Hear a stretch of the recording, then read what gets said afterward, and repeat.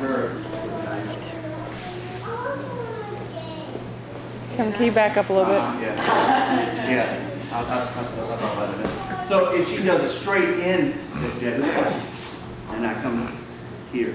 Now notice I'm going to use the back of my arm. When it comes in, I'll go like this. I drop my body down to get this deal here. Sure, it doesn't look like a traditional kata, but let's do it like that. So we got this forward, stabbing here. I'll drop my weight down, and I'll strike. I can strike this way, I can strike this way, either way. The important part is I got my crowbar here, and striking in there. And then let's just take that thing. So let's look at that very good. We'll do it back and forth, so she'll come in, I'll go, and I'll come in, and she'll come in, All right, so we're dropping this down, protect our vitals, while we're cutting at the same time. Because we're moving to the outside, let's try to cut the fingers off. Or cut the spot. If I'm cutting here, it's not going to be nearly as devastating. It's going to be devastating, but nearly as if I cut her hand off, cut her fingers off, or cut up in here, or even into the bicep. Like that, I'll be back too. So let's drop our body weight down. And take it. Now I should say, I've got 3 knife ideas. 1 is just the regular slash. 2 I call fillet of fish. Where I take it and do this. Fillet. And 3 I call it chipping. Like that, and I'll try to chip out the bone. So you can do either one. Chip. Try that back and forth. Rolling. Oh. So when I strike in, she does this block like that. I think it's a good idea after every stab do a slash. So after every stab do a slash. Yeah, exactly. So because if you think about it, at the end of every straight line, there's a circle. At the end of every circle, there's a straight line. So when she comes in and attacks, she goes to slash back. Yeah, you see, the shield is, I don't want this in here. So she comes in, boom, yeah, see, I got this. My fingers aren't out, my wrist isn't out, because what else is she going to do? I mean, I guess she could do multiple like this. But just in case, I do this, and from here. I want that big pole, that big iron pole there. Her fingers are in tight. She's not even turned to the side, nothing. Has to be there. Also, this is a great way is that I'm coming in here, she can then take a slash. All right, so after every stab, be a slash. Use the forearm to block. That goes for if you're blocking down inside this way. I'm going to use the back of my arm. I do not ever want to expose this. Now there is a Filipino, come this way, Filipino system that starts here, does like that, but I have long since modified it because it just makes more sense. So use the back of your arm for almost all applications when you get it with a knife. Okay? You use the back of your arm. All right, so now we've done that. So now let's go to this continuous knife drill.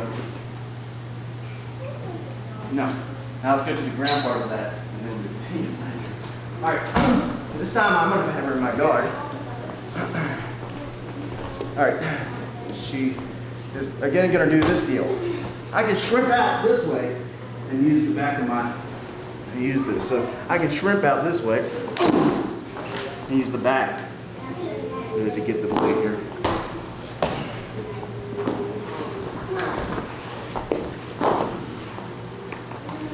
So we'll do kind of something like that. You know, whatever the lock is up to you. It doesn't really matter. The idea is we're going to use Goku here in the back of the arm. See that is free there? I could try to go into this lock and she grabs the blade with the other hand and cuts my Achilles heel. Cut my foot off. So, okay, so we have to be extra careful to know where the blade is at all times. Goes down. Oh! I may try to steal. and get some nice little. Yeah. All right. Let's try that. Hey, we got water in the car. We've got some too now. So if I wanted to, if this was a person and I'm unmounted him and I'm real close and he doesn't realize I have a knife, see how it's easy I could conceal this bad boy and slip this out this way. In my hand, and you can't see it. Certainly he's not gonna see it, and I can just come right through here and slice him up. All right, so if I was in here, look what I can do to your flesh. It's just that easy. So if I'm here and I've got this bad boy and I'm grappling you, I can come right in here before you even know it and cut right into your flesh. You see how brutal just this little itty bitty thing here is. So again, look, I take it out, we're grappling, and you're gonna die soon if you don't get to the hospital. Yeah. Can hit the vital organs. If his head's here and I'm grappling him here and I get to the side of his body. Kidneys. I need a sword bag. See how devastating that can be. Just like that. Koku was after we passed that initial block. So let's assume that she's here like this. When we're like this. I've gotten inside maybe of this block here. All right. I've come here possibly. Maybe I'm trying to control. This way my knife is maybe here. I'm controlling, and I'll take my foot just like in Koku and do this, like that. And now after that, I'm going to lean this back and go into her kidneys for a silent kill. No. All right, so I've come in here. I'll bring my foot in. I know I'm going to come back here and do a kidney shot here. I'm going to bring my foot in this way, just like in Koku, and I'll use this. And, all right, one more time. So, I just come in here. I'm pulling the blade this way, and then I'm here. We'll run her, rock it around, and I'll just get this foot in just a little bit like that. So it can be real rock and roll like that. It doesn't have to be a static technique. It can be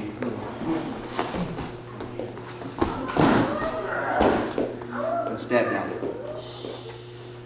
So work the foot, get the foot off balance. It can also be, you could also do maybe something like this.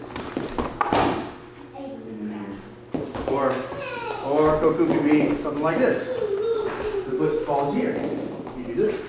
Oops, sorry. And go in there like that. So we're going to sweep the foot in some fashion. She's in my guard again. She's tried to stab once, and I've come down here. Maybe I've tried to do that. She picks it back up, maybe. Tries to stab again. Maybe I come in this way. So maybe she'll try to come up and get her balance by coming up on one foot. Alright, so I'll bring this up underneath here. I'm gonna reach up and grab her head or any kind of handle I can and pull this into me this way. And get a nice little thing here. Alright. So just to review, we came here, we disarm this way. We come here, this way, and I'm trying to control maybe. She brings that foot up, I come up underneath. I need to get a handle and pull this in somewhere. I need to get this inside here, and this or this. I need to get her weight in. Here, so I can in. Okay? All right? Have him do it one more time. One more time, all right. So, in Koku, we had the turnaround we just practiced and stab into the kidneys. Alright. This one, just a review. This arm here. Oops. I'm not doing the same this arm there. Here. We'll come up. I'm going to have to control here. Control here. Pull this way. Sweep.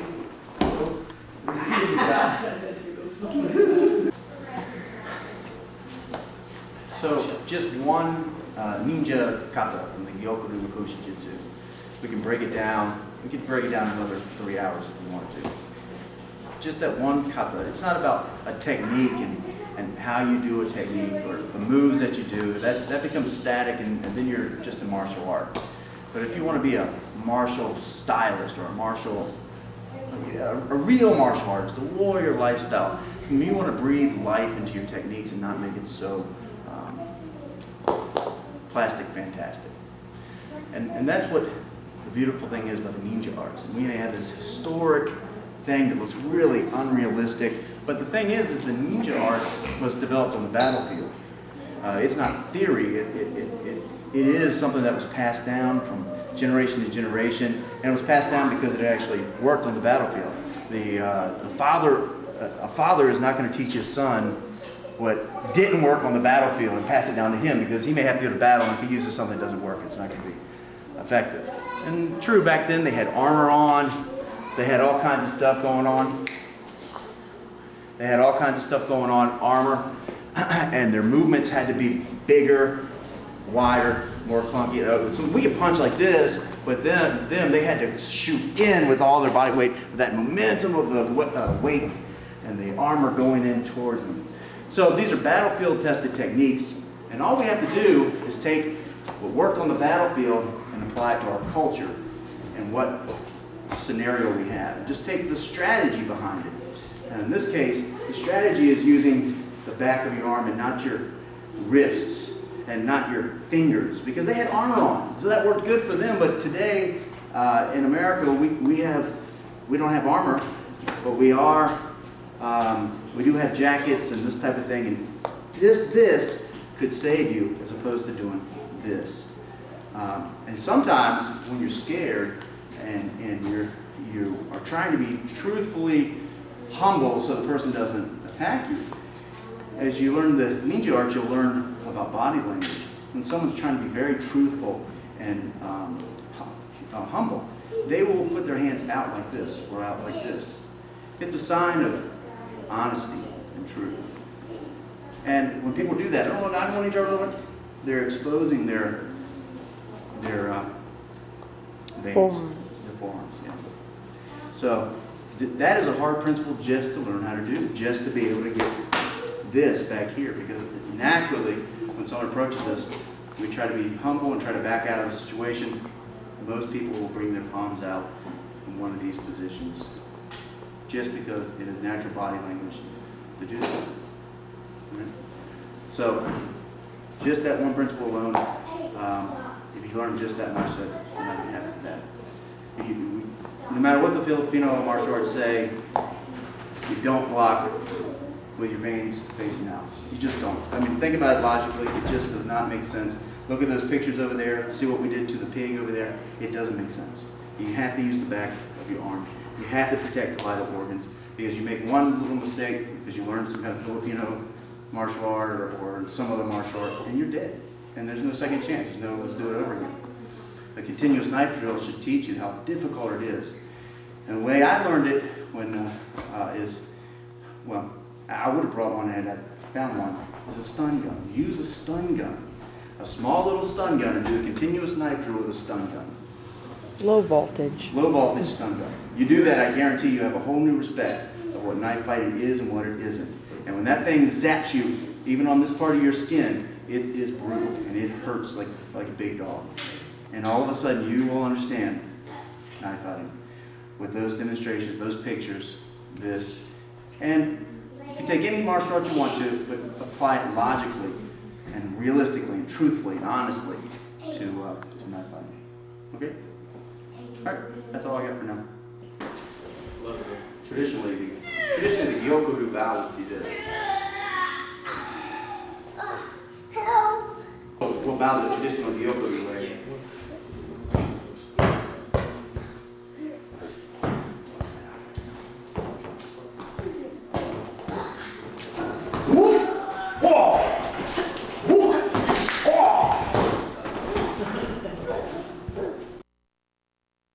Okay.